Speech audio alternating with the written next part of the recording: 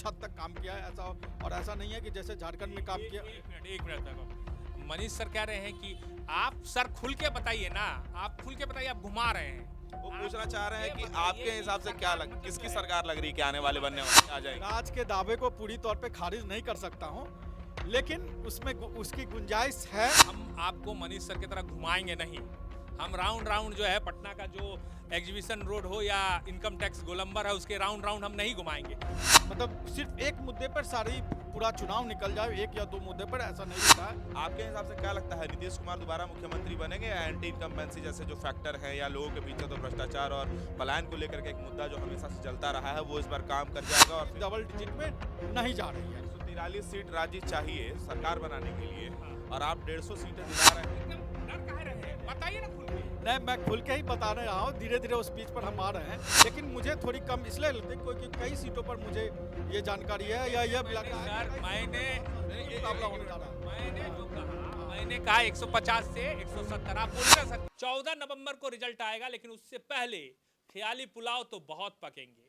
Exit poll भी ढेर सारे टीवी पर आने शुरू हो गए हैं, आप देख भी रहे होंगे। उन एग्जिट पोल के जरिए किसकी सरकार बन रही है, कौन सरकार से पीछे रह जा रहा है, इसकी चर्चा हो रही होगी। लेकिन सवाल है कि उसमें सच्चाई कितनी है, कितने फैक्ट्स आप तक पहुंचाए जाते हैं, ये आप भी जानते हैं, हम भी जानते हैं। हम आज जो आपको दिखाने जा रहे हैं, क्योंकि झारखंड चुनाव में भी हमने सटीक विश्लेषण किया था और जो हमने कहा था वही हुआ। हमने झारखंड चुनाव में कहा था कि महागठबंधन की सरकार बनेगी, तो बनी महागठबंधन की सरकार। तो हम अब बिहार के चुनाव के रिजल्ट के बारे में 14 तारीख से पहले ही आपको बताने जा रहे हैं कि बिहार में किसकी सरकार बनेगी। दरअसल जो जमीन पर घूमते हैं, जो हवा को नापते हैं, नब्ज को टटोलते हैं, जिनको राजनीतिक परख है, वो एक नहीं, दो नहीं, 4 बार में ही समझ जाते हैं बिहार के 4 अलग अलग विधानसभाओं में जाकर कि बिहार में हवा किसकी बन रही है। हमारे साथ है मनीष आनंद, लाइव दैनिक के वरिष्ठ पत्रकार, और इन्होंने बिहार के हर कोने का खाक छाना है और हर कोने की राजनीति को समझते हैं। हमारे साथ वैभव भी हैं, वैभव हमारे साथ जुड़े हैं और वैभव इस पूरे डिबेट को हैंडल करेंगे। वैभव, अब ये माइक आपका है। जैसे कि आपने बताया कि जमीन पे क्या कुछ हालात चल रहे हैं, मैं शुरुआत आपसे करूंगा मनीष जी कि आप बिहार गए, आपको क्या लगता है किसकी सरकार इस बार आ रही है और किन मुद्दों पर लोगों ने वोट किया होगा? देखिए, इस बार जो हमें समझ में आया बिहार में दौरा करने के दौरान और जो लोगों से बातचीत हुई, जो फील्ड में जो रिपोर्टर जो ग्राउंड रिपोर्ट कर रहे थे, उन सब की अगर हम बातों को समझे तो ये एक बात तो समझ में आती है कि इस बार बिहार में हम ये नहीं कह सकते कि कोई एक मुद्दा काम किया है। कई मुद्दे इस बार चुनाव में काम करते हुए नजर आए और हर सीट पर अलग अलग तरह के हम कह सकते हैं मुद्दे भी रहे, अलग अलग तरह के उम्मीदवार भी रहे। और मुझे लगता है कि खासतौर पे शहरी सीटों पर इस बार बीजेपी फंसती हुई नजर आई, जो अमूमन फंसती हुई नजर नहीं आती है। अब जैसे देखिए, पटना के जो शहरी सीट है, दीघा हो, कुम्हरार हो, बांकीपुर हो, या दरभंगा शहर की बात कर ले, मुजफ्फरपुर शहर की बात कर ले, भागलपुर शहर की बात करें, कटिहार शहर की बात हो, जो शहरी सीट है वहाँ पर बीजेपी कहीं ना कहीं फंसती नजर आई। और जैसे गया की सीट हो गई, तो ये ऐसी सीट है जहाँ पर बीजेपी अमूमन फंसती नहीं है। इसमें से ज़्यादातर सीटें, सारी सीटें बीजेपी निकाल लेती है। तो इस बार हो क्या रहा है, इस बार हो क्या रहा है कि अलग अलग मुद्दों पर लोगों ने वोट किया है। कहीं किसी उम्मीदवार की वजह से वोट, मतलब किसी उम्मीदवार के प्रति नाराजगी, चाहे वो किसी भी पार्टी के रहो। किसी के अंदर जो 10,000 रुपये जो गए हैं महिलाओं के खाते में, वो कुछ हद तक काम किया है, ऐसा और ऐसा नहीं है कि जैसे झारखंड में काम किया। एक मिनट वैभव, मनीष सर कह रहे हैं कि आप सर खुल के बताइए ना, आप खुल के बताइए, आप घुमा रहे हैं। वो पूछना चाह रहे हैं कि आपके हिसाब से क्या किसकी सरकार लग रही है कि आने वाले बनने वाली है? आप एकदम डर काहे रहे हैं? बताइए ना खुल के। नहीं, मैं खुल के ही बता रहा हूँ, धीरे धीरे उस बीच पर हम आ रहे हैं कि अगर कोई ये कह रहा है राज की जो 10,000 रुपये खाते में गए महिलाओं के, वो फैक्टर काम कर रहा है, या वही फैक्टर का, जैसा कि हमने झारखंड में देखा कि उस फैक्टर ने बहुत हद तक काम किया, मैया सम्मान योजना। लेकिन बिहार में ऐसा मुझे नहीं दिखा है कि बिहार में ऐसा कोई फैक्टर है कि उस, मतलब सिर्फ एक मुद्दे पर सारी पूरा चुनाव निकल जाए, एक या दो मुद्दे पर, ऐसा नहीं दिखा है यहाँ पर। और ओवैसी का भी फैक्टर 2020 की तुलना में नहीं चला है। तो कुल मिला के अगर हम राज देखते हैं तो स्थिति ये लगती है कि कई सीटों पर बहुत कांटे का मुकाबला होगा, कई सीटों पर नज़दीकी मुकाबला होगा। सीमांचल में अपेक्षाकृत 2020 के तुलना में महागठबंधन अच्छा प्रदर्शन कर रही है। अगर महागठबंधन अच्छा प्रदर्शन कर रही है, कांग्रेस अपने प्रदर्शन में सुधार ला रही है, तो आप ये समझिए कि महागठबंधन अच्छी स्थिति की तरफ जा आपने मेरा आपसे सवाल है कि जैसा इन्होंने बताया कि महागठबंधन अच्छी स्थिति में आ रही है, आपके हिसाब से क्या लगता है नीतीश कुमार दोबारा मुख्यमंत्री बनेंगे या एंटी इनकम्बेंसी जैसे जो फैक्टर है या लोगों के बीच से तो भ्रष्टाचार और पलायन को लेकर के एक मुद्दा जो हमेशा से चलता रहा है वो इस बार काम कर जाएगा और फिर इनकी बात जो ये कह रहे हैं वो सच हो जाएगी? अरे हम आपको मनीष सर की तरह घुमाएंगे नहीं। हम राउंड राउंड जो है पटना का जो एग्जीबिशन रोड हो या इनकम टैक्स गोलंबर है उसके राउंड राउंड हम नहीं घुमाएंगे। हम साफ तौर पे एक तरह से समझिए तो कहने जा रहे हैं कि बिहार में एनडीए को 150 से 170 के बीच सीटें आने जा रही है। बहुत बहुत बड़ा दावा कर रहे हैं मनीष जी की 150 से 170 सीटें आ जाएंगी। राज के दावे को पूरी तौर पे खारिज नहीं कर सकता हूं, लेकिन उसमें उसकी गुंजाइश है, लेकिन मुझे थोड़ी कम इसलिए लगती है क्योंकि कई सीटों पर मुझे ये जानकारी है या ये लग रहा है कि कई सीटों पर बहुत नजदीकी मुकाबला होने जा रहा है। मैंने जो कहा मैंने कहा 150 से 170। आप बोलिए ना सर कितना आ रहा है एनडीए को?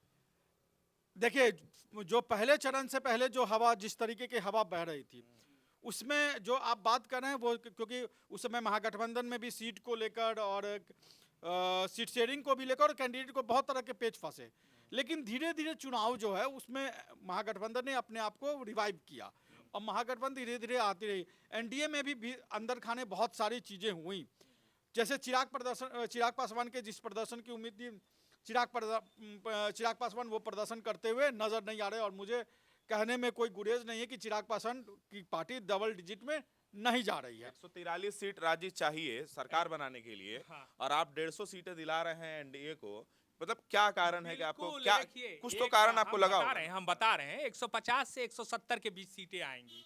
पिछली बार की अगर 2020 के विधानसभा चुनाव को देखिए, हम अभी आए हैं बिहार चुनाव कवर करके, कई इलाकों में हमने घूमा और हमने जो जमीन पर चीजें देखी है उस आधार पर हम ये दावा कर रहे हैं।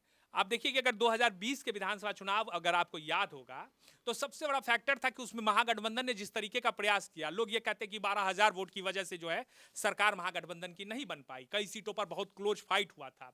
एक चीज और है कि महागठबंधन में उस समय कांग्रेस और जो वाम दल हैं उन्होंने काफी बेहतरीन प्रदर्शन किया था। कांग्रेस पार्टी एक तरह से मृत प्राय हो गई थी बिहार में, और 2020 के चुनाव में जिस तरह से कांग्रेस के विधायक चुनाव जीत कर आए उसने एक अप्रत्याशित जो है कांग्रेस को जीत दिलाई और उनके जो है इतने सारे विधायक चुन के गए। वाम दल आप जान रहे हैं, वाम दल का कहीं कोई हैसियत नहीं। अगर साउथ में केरला को छोड़ दें तो बाकी किसी स्टेट में, बंगाल में जहां उन्होंने इतने सालों तक सरकार चलाई, बंगाल में आज की तारीख में वाम दल का क्या हर्ष है आपसे छुपा हुआ नहीं है। तो मेरा यह कहना है कि वाम दल जो कि एक तरह से बिल्कुल खत्म हो गया था वो भी पुनर्जीवित हो गया। तो 2020 में कई सारे फैक्टर काम कर रहे थे। एक तो चिराग पासवान अलग से चुनाव लड़ने आ गया था, बीजेपी उनको पीछे से बैकअप कर रही थी नीतीश कुमार को कमजोर करने के लिए। नीतीश कुमार थके हुए दिख रहे थे क्योंकि जिस तरीके से उनको एक तो महागठबंधन में आरजेडी कांग्रेस से लड़ना ही पड़ रहा था, अपने एनडीए में उनको चिराग पासवान से लड़ना पड़ रहा था। लेकिन इस बार की स्थिति बिल्कुल बदल गई है। देखिए, मैं ये नहीं कह रहा हूं कि तेजस्वी, एक सवाल, एक सेकंड, मैं ये नहीं कह रहा हूं कि तेजस्वी और आरजेडी अच्छा परफॉर्म करने नहीं जा रहा है। मैं अभी भी कह रहा हूं कि तेजस्वी और आरजेडी जो अच्छा प्रदर्शन जा रहा है उनका, लेकिन अगर तेजस्वी सरकार से दूर रहेंगे तो उसके पीछे कांग्रेस है, उसके पीछे वाम दल है। आप देखिएगा कि ये जो दो घटक दल हैं, मुकेश सहनी हैं, इनके अलावा आईपी गुप्ता हैं, ये जो एक पूरा महागठबंधन में नए नए दलों को उन्होंने जोड़ा, ये सारे जो हैं खासतौर से कांग्रेस और वाम दल, इनका प्रदर्शन 2020 की तरह नहीं होगा। तो यहाँ मामला तेजस्वी का। एक और सवाल लेते जाइए, फिर आएंगे मनीष जी आपके पास। सवाल ये है कि आपने जैसे गिनवाया कि 150 से 160-70 सीटें आएंगी। हाँ। इसमें बीजेपी और जेडीयू दोनों बराबर सीटों पर चुनाव लड़ रही हैं। आपको क्या लगता है कि जेडीयू का प्रदर्शन पिछली बार के मुकाबले अच्छा रहेगा या फिर और? मैं चाहता हूं कि इस पे मनीष सर से आप पहले जानें। नहीं, इसमें कोई दो राय नहीं है कि 2020 से जेडीयू का प्रदर्शन बेहतर होने वाला। अब बात कहाँ है? अब बात यह है कि क्या जेडीयू बीजेपी से ऊपर रहेगी? मतलब अभी तो बराबर भाई के में है, तो क्या जेडीयू बड़े भाई की भूमिका में रहा ज्यादा भूमिका? तो मैं इस बात से सहमत हूँ, राज भी सहमत होंगे कि जेडीयू इस बार जेडीयू और बीजेपी में जेडीयू ही बड़े भाई की भूमिका में रहेगी, क्योंकि शहरी सीटें जो हैं, जो अमूमन बीजेपी मान के चलती थी कि सारी सीटों पर वो जीत जाएगी, अभी भी हो सकता है कि वो जीत जाए, लेकिन बहुत सारी शहरी सीटें ऐसी हैं जहां पर बीजेपी बुरी तरीके से फंसी हुई है। दरभंगा जैसी शहर सीट, पटना में भी सीट कुम्हार जैसी सीट फंसी हुई है। तो ऐसे सीट जब बीजेपी की फंसेगी, उसमें मान के चले 4 सीट पे बहुत ज्यादा है, वो 4-2 में भी बदल सकता है और 4-4-4-0 भी हो सकता है। लेकिन ये बता रहा, दूसरी बात कि एनडीए में चिराग पासवान है, उपेंद्र कुशवाहा है, मुकेश सहनी है, वो उनका फैक्टर एक तरफ, दूसरी तरफ सॉरी माफ करिएगा, सॉरी उपेंद्र कुशवाहा हैं, जीतन राम मांझी हैं और चिराग पासवान है, ठीक।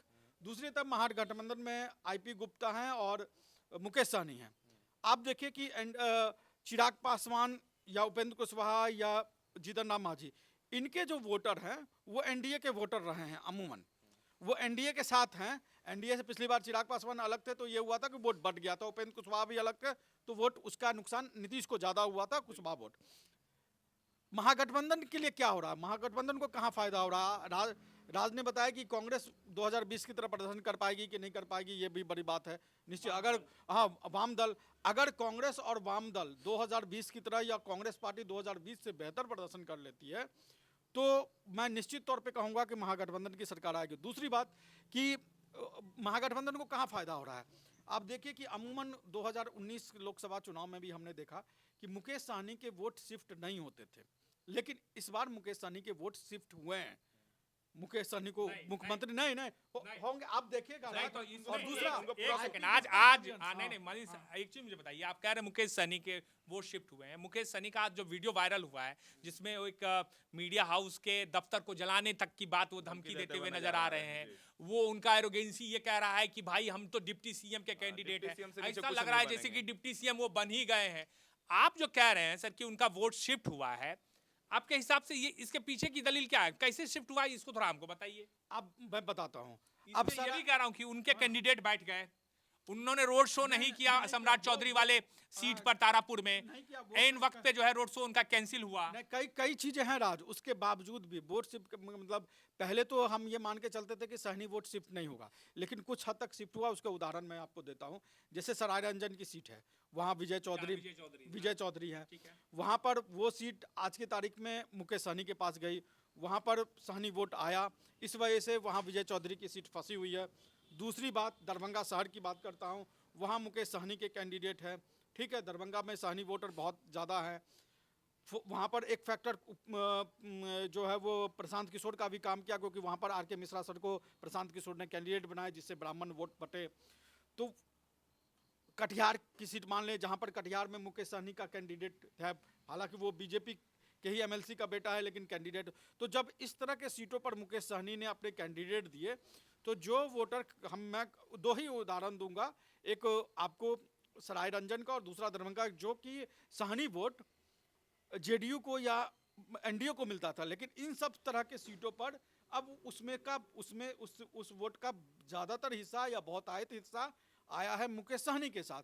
ये एनडीए को नुकसान हो और ये महागठबंधन को फायदा है। और जो मोरबा, अब जैसे सराय रंजन की बात हुई तो सराय रंजन के बगल की सीट है मोरबा, तो मोरबा में जो है वो अमूमन क्या होता था कि वहाँ पर जो है वो जेडीयू वहाँ पर सहनी वोट कैंडिडेट को देती थी या एनडीए वहाँ सहनी वोट कैंडिडेट को देता था, तो उसका फायदा सबसे ज़्यादा सराय रंजन का फायदा, मतलब उसका फायदा मोरबा का फायदा सराय रंजन में विजय चौधरी को होता था, लेकिन इस बार विजय चौधरी को वहाँ नहीं मिला है। तो वो जो इलाका है जहाँ पर सहनी वोटर हैं, वो सहनी वोटर इस तरीके से इस बार एनडीए के साथ नहीं दिखे, अभी भी हैं लेकिन उस तादाद में नहीं है, इसलिए मैं कह रहा हूँ कि वो थोड़ा सा चांस बनता है। एक चीज और आप लोगों को याद दिला दूं कि इस बार तमाम जो सोशल मीडिया और न्यूज चैनल और इंटरनेट की जो दुनिया है, उसके जो रणबांकुर है वो कहते हुए नजर आए कि पलायन जैसे जो मुद्दे हैं, रोजगार, शिक्षा की कोई बात कर रहा है इस बार चुनाव में, तो जनसुराज नाम की जो पार्टी उभरी है वही कर रही है, और इसको लेकर के तमाम अगर आप एक हैशटैग डाल दें तो वायरल टाइप का हो जा रहा है, इतनी चर्चा हो रही है। मैं आप दोनों से एक एक करके जानना चाहूंगा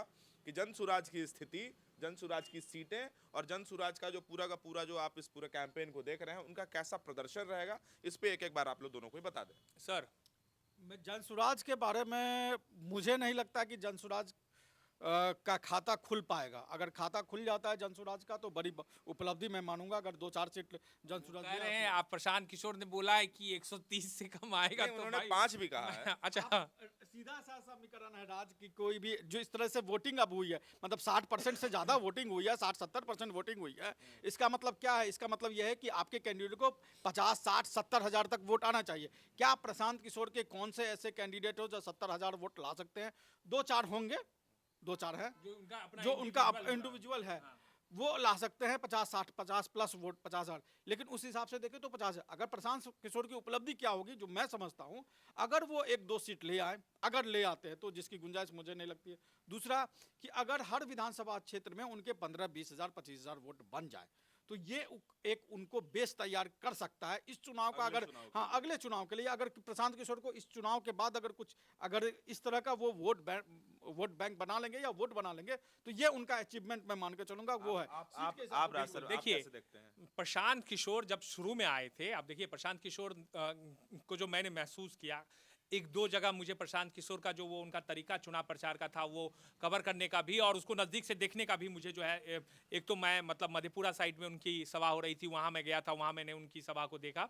और दूसरा शेखपुरा, बरबीघा और नवादा तरफ मैं घूम रहा था, तो उधर भी मैंने प्रशांत किशोर को देखा था। लेकिन देखिए वैभव, यहाँ सबसे बड़ा सवाल ये है कि प्रशांत किशोर जब राजनीति में आए थे, जब उन्होंने ये फैसला किया कि हम बिहार को बदल डालेंगे, आप थोड़ा पीछे आपको लेके जाएंगे कि YIP, हाँ 3 साल YIP, यूथ इन पॉलिटिक्स, उनका एक जो है ये प्रोग्राम चला था और पूरे लार्ज स्केल पे पूरे बिहार में ये प्रोग्राम चलाया गया था। पंचायत स्तर पर जो है उन्होंने यूथ को जोड़ने की बात कही थी। बाजाप्ता जो है फॉर्म जो है उनके वेबसाइट के जरिए जारी किया गया था, जिसमें कि आपको अपना पूरा डिटेल देना होता था। मतलब आप कहाँ के रहने वाले हैं, आप किस विधानसभा क्षेत्र के हैं, आपका फ़ोन नंबर क्या है, आपका पंचायत क्या है, आपका हर चीज़, आपकी जाति क्या है, तमाम तरह की चीज़ें। तो उस समय बिहार के युवाओं को लगा, खासतौर से ग्रामीण स्तर पर जो युवा एक्टिव थे, उनको लगा कि एक नई जो है हम लोगों को मौका मिल सकता है इसमें, क्योंकि प्रशांत किशोर एक जाने माने नाम थे, उनके पीछे का जो बैकग्राउंड बदलाव की बात कर रहे हैं। बदलाव की बात करते थे, तो बहुत लोग उसके साथ जुड़े। आप बिलीव करेंगे, मैंने भी उस फॉर्म को भरा था। मुझे भी लगा था कि एक बिहारी के नाते कि बिहार बदलने की बात हो रही है, इसमें जुड़ना चाहिए।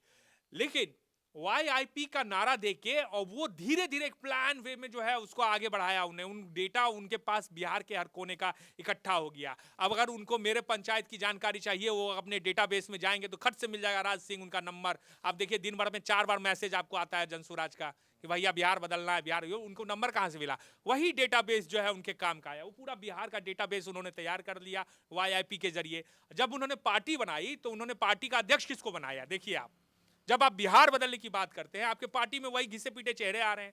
आपने पार्टी में अध्यक्ष जो है बनाया उदय नारायण सिंह, पप्पू सिंह, जो कि कांग्रेस और JDU और BJP जैसी पार्टियों में रह चुके हैं, सांसद रह चुके पीछे हैं। का तर्क उन्होंने अनुभव दिया है। अनुभव क्या होता है राजनीति में? अनुभव क्या होता है? युवा से ज्यादा अनुभव होता है। केजरीवाल के पास कौन सा अनुभव नहीं, था? नहीं, युवा से ज्यादा अनुभव होता है। क्या यूनिवर्सिटी लेवल पे चुनाव नहीं होते हैं? छात्र राजनीति नहीं होती है? छात्र चुनाव, संघ के चुनाव होते हैं कि नहीं होते हैं? पटना यूनिवर्सिटी में, मिथिला यूनिवर्सिटी में, BNMU में, वीर कुमार सिंह में, हम चाहते इस मगध चुनाव, यूनिवर्सिटी में। जनसुराज और इस चुनाव की बात। वही चीज मैं बता रहा हूँ कि गलती उन्होंने कहा कि प्रशांत किशोर बहुत अच्छी बात लेकर आए, लेकिन गलती उन्होंने कर दी कि वो जब नेताओं का सिलेक्शन करने लगे अपनी पार्टी के भीतर, तो आप उठा के देख लीजिए कितने युवा हैं, कितने छात्र संघ से, कितने यूनिवर्सिटीज से उन्होंने युवाओं को मौका दिया, कितने पंचायत से 4 युवाओं को उठाया। आप उनके कैंडिडेट की लिस्ट उठा के देख लीजिए, या तो रिटायर्ड अधिकारी हैं उसमें, या फिर पुराने लोग हैं जो दूसरी पार्टियों में रह चुके हैं या दूसरी पार्टी से राजनीति कर रहे हैं। तो आप तो फ्रेशनेस लेके नहीं, आप एक स्टार्टअप के तरह बिहार में एक अपनी पार्टी लाना चाह रहे थे। तो भैया बिहार जो है लोकतंत्र की जननी रही है, चाणक्य रहे हैं वहां पे, आप समझ रहे हैं। वहां के लोगों के बारे में ये कहा जाता है कि राजनीति को वो पैदा लेते ही के साथ पी जाते हैं। तो आप उनको ऐसे बेवकूफ नहीं, वो बोल रहे हैं कि हम तोड़ डालेंगे। क्या तोड़ डालेंगे? जो कास्ट का एक सिस्टम बना हुआ बिहार के पॉलिटिक्स में, उसको तोड़ डालेंगे। आते के साथ उन्होंने क्या कहा कि हमारी सरकार बनेगी तो हम शराबबंदी लागू कर देंगे, शराबबंदी से कोई फायदा नहीं है। अरे प्रशांत जी, आप मुझे बताइए, शराबबंदी ठीक है, शराब मिल रहा है बिहार में, किसी से नहीं छुपा है, हर जगह मिल रहा है शराब, लेकिन शराब पी के रोड पे जो नंगटा नाच होता था, वो नाच हो रहा है क्या? लड़कियां जब जाती है उसको कोई छेड़ रहा है क्या? छुप के लोग पी रहे हैं और पी के चुपचाप सो जा रहे हैं। 200 का बोतल 2000 में खरीद रहे हैं। महिलाएं इसी बात से खुश है कि उनको, महिलाओं का अगर गुस्सा है तो उन पे है कि शराबबंदी है, फिर भी उनका पति जो है शराब लोग अपने पति पे जो है गुस्सा उतार रही है, और आप उस शराबबंदी को फिर से लागू करने की बात कह रहे हैं। तो उसी समय महिलाएं आपसे दूर चली गई। आप किस बिहार को बदलने की बात कर रहे हैं? और आखिरी में जो पलायन पलायन सब कर रहा है, मुझे एक चीज बताइए, मेरे गांव के लगभग 50 लड़के हैं जो दिल्ली में काम करते हैं, उसे 10 से 15 हजार की नौकरी बिहार में इजीली मिल जाएगी, लेकिन वो नहीं रहेगा, एकदम नहीं रहेगा। ये गलत बात है कि इंडस्ट्रीज लगा देंगे तो बिहार के लोग बाहर नहीं जाएंगे, एकदम गंदी बात है। बिहार में जिस लेवल पे खेती होती है, अभी धान कटनी का समय है, बिहार में जो है 500 से लेकर 600 रुपया पर डे धान काटने का अभी मजदूर को देने के लिए किसान बैठा हुआ है और मजदूर मिल नहीं रहा है। रोहतास से, औरंगाबाद से जो है कोसी के इलाके में धान काटने के लिए मशीन जा रही है। क्यों? क्योंकि उनको दिल्ली में रहने की आदत हो गई है। उनको मुंबई में रहने की गाली सुनेंगे लेकिन दिल्ली में ही रहेंगे। उनको 5 रुपया बचेगा नहीं, वहां जाएंगे जींस खरीदेंगे, शर्ट खरीदेंगे, चश्मा खरीदेंगे। अच्छा ठीक है, इस पे हम कभी और चर्चा करेंगे, फिलहाल चुनाव पे करते हैं। सर एक सवाल और है आप दोनों के लिए कि जिसकी बात हो रही थी, तमाम जो न्यूज़ चैनल है वो इसको उठा रहे थे, नीतीश कुमार क्या मुख्यमंत्री का चेहरा है इस बार अगर एनडीए की सरकार, जैसा कि आपकी 150 से 160 हिस्सों की बात हम कह रहे हैं, आप ही से पूछना चाहिए ये सवाल, मुख्यमंत्री का चेहरा नीतीश कुमार होंगे? बिल्कुल, सबसे जो नीतीश कुमार, तो फिर घोषित क्यों नहीं? हाँ मैं बता रहा हूँ, घोषित कैसे नहीं? अब देखिए, बैकफुट पे बीजेपी आई, जैसे जैसे चुनाव बढ़ा, शुरू में उन्होंने नीतीश कुमार को बिल्कुल ये कर दिया, और अभी सबसे बड़े प्लेयर के तौर पे नीतीश कुमार उभर कर सामने आ चुके हैं। नीतीश कुमार के लिए ना एक सिंपैथी है बिहार के लोगों में, जो उन्होंने, कोई इससे इनकार ही नहीं कर सकता कि बिहार में उन्होंने काम नहीं किया। ट्रांसपेरेंसी भी आई है। बीजेपी के पास कोई नेता नहीं है जो पूरे बिहार को चला सके। कौन है बताइए जरा मुझे, मनीष सर बताइए। नहीं, आप राज बिल्कुल सही कर रहे हैं। ये इस चुनाव में अगर एनडीए की सरकार बनेगी, अगर बन रही है, तो उसमें सिर्फ एक फैक्टर, एक आदमी, एक नाम, नीतीश कुमार है।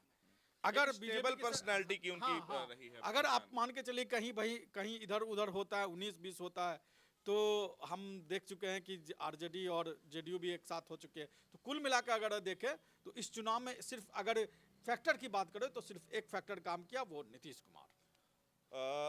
एक और सवाल है आप दोनों से कि तेजस्वी यादव महागठबंधन से खुद को मुख्यमंत्री का उम्मीदवार खुद से भी घोषित किया उन्होंने, पार्टी भी कहती है कि मैंने मुख्यमंत्री उम्मीदवार है।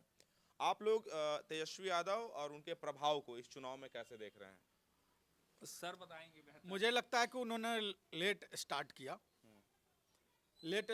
एक तो गठबंधन को लेकर लेट स्टार्ट किया, उनको मुख्यमंत्री का कैंडिडेट डिक्लेयर करने में भी लेट स्टार्ट हुआ, कैंडिडेट सिलेक्शन में भी लेट स्टार्ट हुए, और एक जो हम कहते हैं ना पॉलिटिक्स परसेप्शन की बात होती है, नीतीश कुमार को बीमार लोग कहते हैं, सारा चीज़ कहते हैं, लेकिन जब 2-3 दिन बिहार में बहुत ज़्यादा बारिश हुई तो सभी नेताओं के कार्यक्रम रुक गए।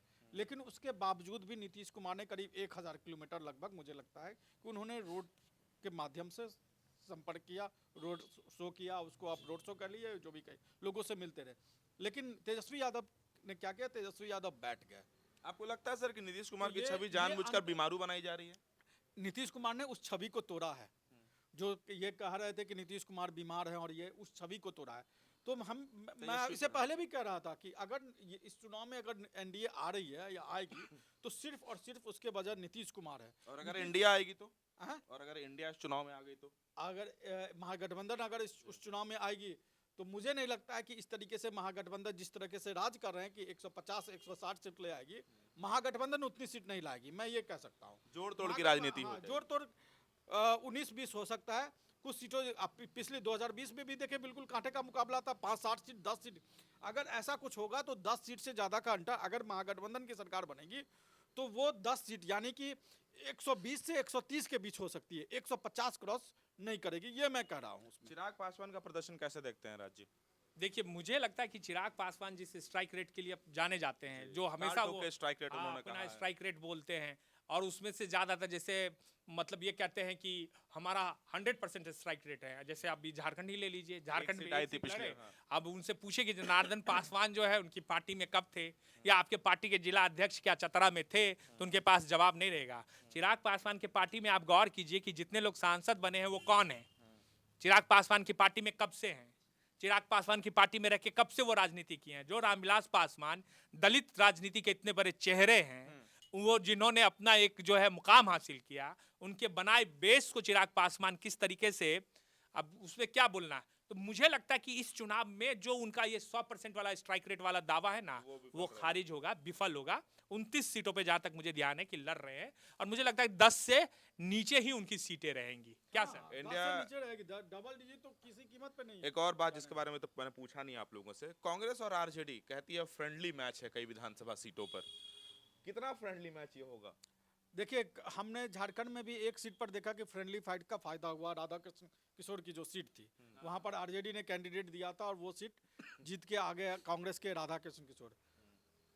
बाकी किसी सीट का तो नहीं कर सकता हूं, लेकिन कहलगांव की एक सीट है जहां पर मेरी दिलचस्पी थी, तो मैंने वहां जानने की कोशिश की कि कहलगांव में क्या हो रहा है। तो कहलगांव में हुआ ये है, परिणाम जो आएगा पता चलेगा, कि आरजेडी के संजय यादव के बेटे रजनीश भारती और कांग्रेस के प्रवीण कुशवाहा, वो दोनों कहीं ना कहीं लड़ाई में दिखे, और हो सकता है इन दोनों के बीच लड़ाई में जेडीयू के कैंडिडेट निकल जाए। लेकिन वहाँ कई बार आपको फ्रेंडली फाइट का फायदा हो जाता है, क्योंकि आपके वोट कट जाते हैं। अब मान के चले प्रवीण कुशवाहा एनडीए के वोटर हैं, ठीक है, तो उनके खड़े होने का फायदा हो सकता है कि वहाँ रजनीश भारती को मिल जाए, ऐसा हो सकता है। तो कई बार फ्रेंडली फाइट के फायदे भी होते हैं, लेकिन नुकसान उसके ज्यादा है। लेकिन उसी कहलगांव लेकिन उसी कहलगांव सीट के बारे में ये भी कहा जा रहा है कि माथे पर ला करके बैठा दिया गया, के पिताजी मंत्री हैं। नहीं, वो तो अब देखे कि यहाँ पर झारखंड में एक सीट पर घाटशिला में उपचुनाव हुआ था, मंत्री जी आए तक नहीं। वो गठबंधन में जेएमएम को सीट नहीं मिली, उसके लिए कैलाश यादव गए थे, कैलाश यादव आरजेडी की तरफ से। अब बताइए, भोक्ता भी गए थे, तो हाँ, सत्यानंद भोक्ता भी गए थे कैलाश से। तो वो नहीं, आप इस सरकार झारखंड में आरजेडी का प्रतिनिधित्व आप करते हैं, आपको एक दिन का वक्त नहीं मिला कि आप यहाँ पे घाटशिला में चुनाव, या आरजेडी या जेएमएम को बिहार में सीट मिले, इसके लिए आप एक बार तेजस्वी यादव या लालू यादव से बात कर सके, इसके लिए भी आपको समय नहीं मिला। तो संजय यादव को लेकर भी बहुत सारा, चलिए इस पे हम अगले एपिसोड में इस पे हम बात करेंगे। घाटशिला आखिरी में वैभव, आखिरी में सर आपके हिसाब से कितनी सीट है, आरजेडी को कितनी सीटें दे रहे हैं आप? मैं आप पहले बताओ 120 से 130 के बीच में, मतलब आरजेडी महागठबंधन को मैं दे रहा हूँ। कांग्रेस को? कांग्रेस 10 से 12-15 तक जा सकती है, उससे 15 के ऊपर मैं नहीं देखता हूँ। 15 सीटें कांग्रेस। हाँ, मुकेश सहनी 5 सीट तक, मुकेश सहनी, जो कांग्रेस को नुकसान होगा वो मुकेश सहनी वो जाके ला सकते हैं। मनीष सर का है। आप भी एक बार अपने से दोहरा दीजिए वापस। मेरे ख्याल से देखिए, मैं पार्टी वाइज सीटों का आंकड़ा तो दूंगा नहीं, लेकिन मैं ये जरूर से कहूंगा कि इस बार फिर जो ये चुनाव परिणाम आएंगे, जैसे महाराष्ट्र में लोग चौंके थे, ठीक उसी तरह का परिणाम रहेगा। इसके पीछे की वजह जान लीजिए, आखिर में हम दो तीन बात कह के इसको खत्म करेंगे। इसके पीछे की सबसे बड़ी वजह जो है वो कांग्रेस पार्टी है। कांग्रेस पार्टी ने जिस तरीके से बिहार में चुनाव लड़ा, उससे तेजस्वी कमजोर हुए, और मुझे लगता है इस बात से मनीष सर भी इत्तेफाक रखेंगे, क्योंकि कांग्रेस पार्टी को सबसे पहले ये समझना होगा कि मुद्दे क्या मैटर करते हैं, और राहुल गांधी को खास तौर से ये समझना होगा। अब देखिए, एसआईआर के मुद्दे पर उन्होंने वोट यात्रा जो है बिहार में निकाला, और वो पूरे बिहार को उन्होंने नाप लिया, और उन्होंने अपने साथ तेजस्वी को भी रखा, लेकिन उस एसआईआर या वोट यात्रा का जो है कितना प्रभाव बिहार के चुनाव में पड़ा, मेरे जैसे पत्रकारों को तो कहीं खास तौर से दिखा नहीं कि वोट चोरी का मसला जो है इतना बड़ा बिहार में हुआ। दूसरी सबसे बड़ी बात, जब बिहार में इतने क्रुशियल टाइम पे चुनाव हो रहे थे, तो आप राहुल गांधी को देखिए कि अचानक से वो गायब हो गए थे, फिर अचानक से आए, फिर अचानक से गायब हो गए।